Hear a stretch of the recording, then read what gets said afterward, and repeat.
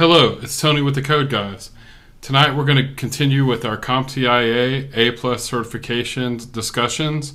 We have with us David, a PC tech who's been working over a year getting his certification. This is part 2 of our video series. Without further ado, here's David. All right, thank you very much. And tonight we're going to be discussing the system units connectors and the devices that attach. So let's jump right in. Okay, certainly. Well, with the system unit, that's pretty much, where all the components connect, all the fundamental things that you need for your computer to operate. And, like your monitor, your keyboard, your mouse, your speaker, headphones, and printer. And these are very important because each of the connectors look different because they are designed for certain components to be attached. Like your monitor, that's your big television that provides your visual output for the computer. And then you got the keyboard, which is your keypad for providing key input. It's based on a typewriter. And then you got the mouse, that's a pointing device used to control a graphical pointer on a monitor for input. Then you got the speakers and headphones, that's your provides sound output. And a printer, that's your paper printed output. Along with that, we have external connections. You have plugs, ports, jacks, connectors. You got close up to 50 different connections. And they all fit into one of 6 major types of groups, which is your DB, your mini DIN, your RJ11, RJ45, your FireWire, and your USB. The thing about it is that you have a port, and then you have a jack that's alternative to a port. Then you got the plug. You plug into a port or you plug into a jack, which is an alternate to a port. And the connector either describes either the port or the plug itself. So you're saying that the connector can either be male or female based on if it's on the plug or if it's in the machine. Right, exactly. And for the device, whether it's a device or the actual port that you plug into, they're both called connectors. All right, and I guess I'll go ahead and give you a brief description of the connectors that we have on the computer, like your mini DIN connectors. Basically, that's for your older style keyboards and mice. And then you got the USB connectors. And you got, attached just by any device. Mice, keyboards, scanners, cameras, printers. And you have different sizes, of course. You have size A, B, and mini B. Now, when you're saying A, B, or mini B, what is that in reference to? Is that into? Okay, it's in reference to whether it attaches to the device or it attaches to the connector. And you have connector A, and that goes into the computer. And then you have B or mini B that actually goes into the device itself. All right, and then FireWire is another connector that you have, also known as the IEEE 1394. And you either have a non-wire connector or you have a 4-pin version that is for powered peripherals. And basically, the similarities that the USB and the FireWire have is that it is hot swappable, meaning that you can insert or you can disconnect without having to restart the computer. And we have our DB connectors, which is used for almost any type of peripheral you can imagine, with the exception of keyboards, of course. And the characteristics that they have is that it's a slight D shape, and really there's only one way to properly insert the plug into the socket, and it makes it easier to remember. They're either known as D-sub miniature connectors, but most techs just call it DBs. And each DB plug has a group of small pins, and it connects to the DB ports.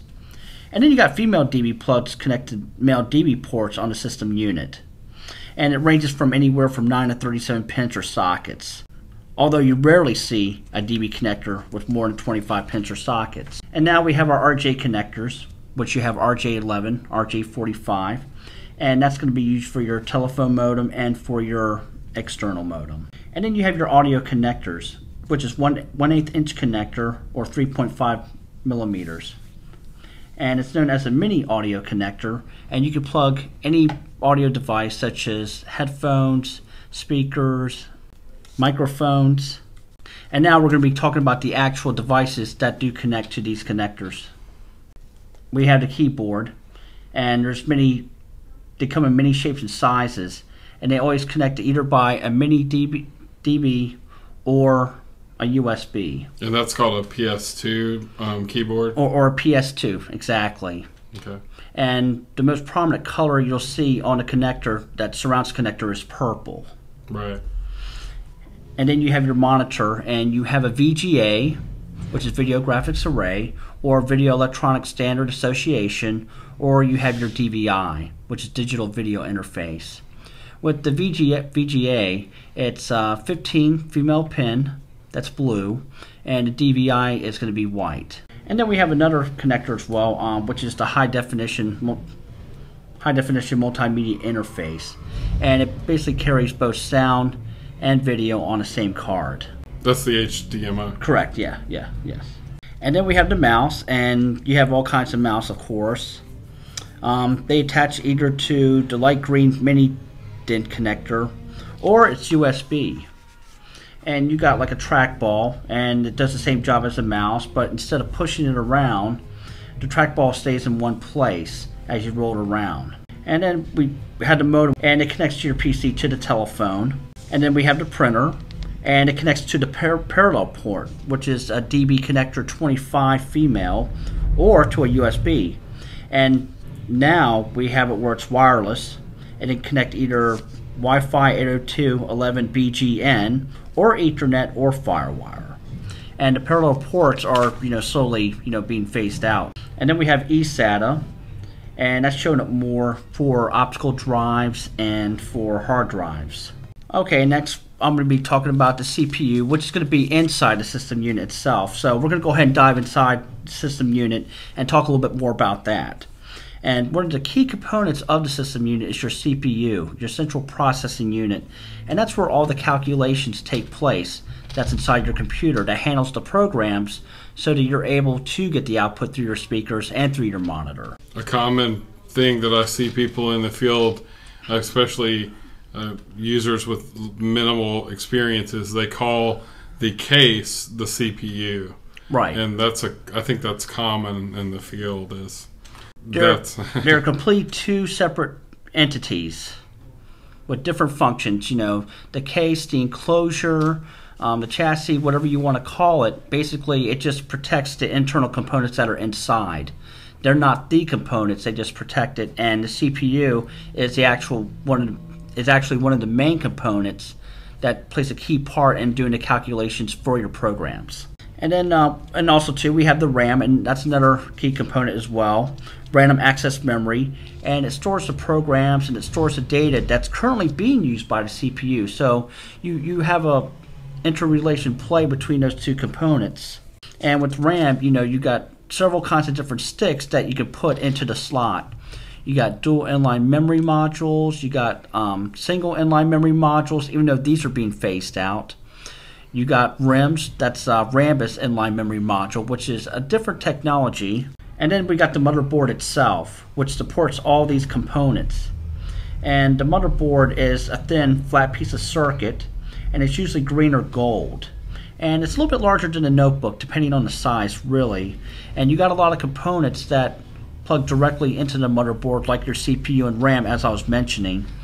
And then you have sockets that you can attach the CD, the floppy drive, the DVD through ribbons.